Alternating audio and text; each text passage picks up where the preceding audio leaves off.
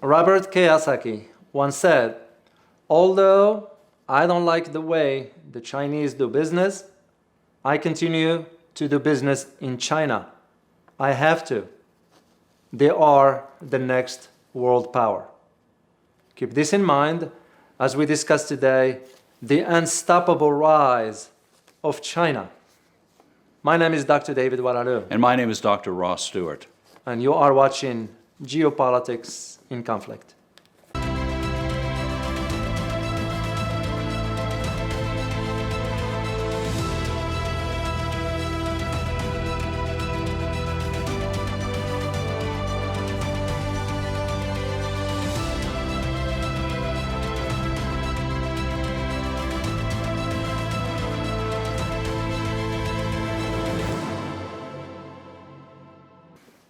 As you and I have discussed before, the constigation of China is continuing. It wasn't news to anybody that there was a big trade imbalance. Mm-hmm. President Trump really put some steps into action to castigate China, and Biden looks like he's going to continue to do the same policy. What do you make of all this? Well, that's correct, Russ. I was a little bit shocked and surprised at the Biden administration's following in the footsteps of his predecessor, thinking that probably he will change course, but apparently it did not. Well, it's one of those classic examples of a country that has been poor for so long, that has been put upon by the Western countries, that now the rise of China is unstoppable. You look no further than in Hong Kong, for example, when it was colonized by the British for almost 99-year lease. Basically, they took it away from China. Right. And by the way, it was not ruled in a democratic fashion, as it was custom for the Brits at the time, the imperialists, shall we say. So it's the idea of now we have China's rise, and all of a sudden the world is going frantic about it, and that shouldn't happen, that can happen. And it has happened. And it has happened. And it's been predicted since about 1975 by really forward thinkers, and it's come to pass. China is doing so remarkably well. What was the GDP, 18% last year? 18%. They just We keep remarking on that because it's so amazing. During a pandemic, 18% gross domestic product. That's the only country in the world whose economy, whose GDP went up by that much. No other countries performed that way. So, well, I think the President of the United States has some enormous pressures on them to perform in a particular way. How do you see that happening? Well, that's correct, because all this hypes about China and all this sort of posturing towards China is pushed by the right when it comes down to to American domestic policy. So, but let us just remind you that the clothing you are wearing, the devices you are using, the appliances you're using at home, all this comes from China. Why? Because of low prices. That was the deal that was cut between American corporations and the Chinese back then, that sure, if you let us access your market, which China did, because there is low wages and a large market, in return, all China was asking for was share of technology.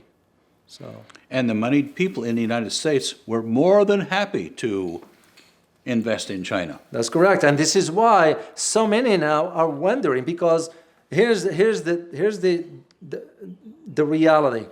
American businesses do not like what American policy is towards China.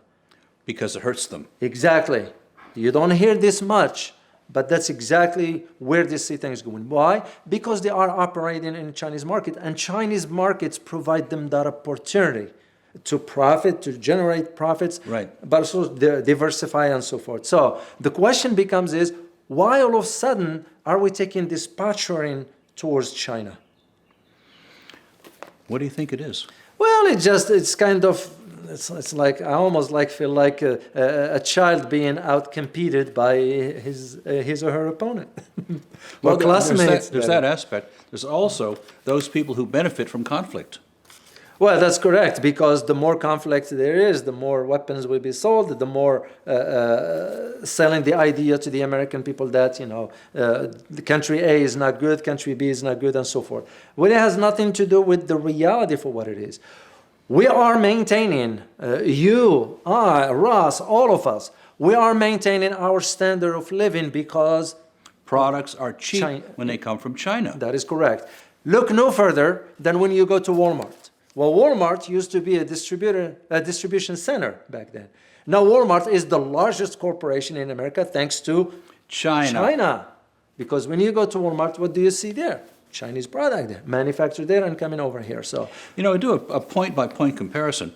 Buying something 20 years ago made in the United States, buying it today made in China is actually cheaper in dollars than it was 20 years ago. It's kind of an amazing phenomena that isn't going to stop. no, it won't. And this is the reality that I believe the U.S. administration is not sharing with the American people for them to understand. The rise of China, as we said earlier, is unstoppable, whether we like it or not. And we have argued this point on many occasions. Right. Even for Biden, for President Biden now, the thinking was prior to his inauguration, because he did state on record that he will renegotiate the trade issues with China. And all of a sudden, there's this mythology about how much power the United States president actually does have. none. Right. Yeah, U.S. president does not have much power. A lot of And so Americans he do not. can declare anything he wants. Yeah. But then when those people who have a real stake in keeping the conflict going Yeah. put the screws to him, he doesn't have any choice about it. Psychologically, it's not where it needs to be, I'm assuming, just because that's there. So this is where the issue is. This is what you need to understand, that the rise of China is unstoppable. Yeah, we have no say about it whatsoever. No, because it's moving forward. It's moving forward. And what becomes the question is, how do we react to this? Do we just keep posturing? Or do we sit down and talk and figure out a way that we both can benefit from? Because this relationship has benefited the Chinese workers, has benefited the American workers, it has benefited the American consumers, it has benefited both economies. Right. We know that the Chinese are very tough negotiators, but they are negotiators. And that's And how that tells, and if the United States is going to engage in, no, you're just the enemy, and no, we're going to keep you down, and we're losing our number one position in the world. We're not going to take that sitting down. It's not the right attitude. No. It isn't keeping with the reality of the situation. While the United States has been accustomed to being at the top of every pecking order, that era is coming to an end. So, And we see, in Europe, they did that 7 years of negotiation. Remember that? that's correct, for the agreements on investments. Right. The comprehensive agreement on investments. But it did happen. Yeah. Well, because the Europeans read the wording. The handwriting on the wall, and it's That's correct. Okay. So they saw We that. better get into this game. Yeah, because this shift in all the and this is why when in one of our videos when we talked about the United States considering sanctioning Germany, all Germans needs to do is, okay, forget about the American market. They just switch to the Germans. It's very simple. Right. So And they've got heavy investments already in China. that's correct. When you think about the battery, car batteries, automobile, I mean, everything we import here. When you hear about this, for example, the energy industry with the green, whatever, where those batteries going to be produced anyway? We already know. Yeah, It's they're going to China. be producing in China. So it's going to be produced in China. So American politics tends to have a lot of lip service to it. And this is what we want you to know, is the idea that, what politicians say versus what it is are two separate things. They're very different. Very different, very different. They're playing to an audience that is diminishing. People don't believe them. Yeah, well, that trust in the government is being lost anyway. Absolutely. In the U.S. government, that is. So. What would you say the takeaway is for those sharing this experience with us today? Well, it's just to understand that without the Chinese market, we won't be able to maintain our standard of living. So without the Chinese market, prices are going to go up so high that it's already, you're starting to see this when you go to Home Depot, Walmart, Target, Whole Foods, you name it. Those prices are going up. We've seen 10% increases in a number of areas this year, 2021. That's correct, and it's only going to keep going that way. So unless we come to an agreement with the Chinese. Right.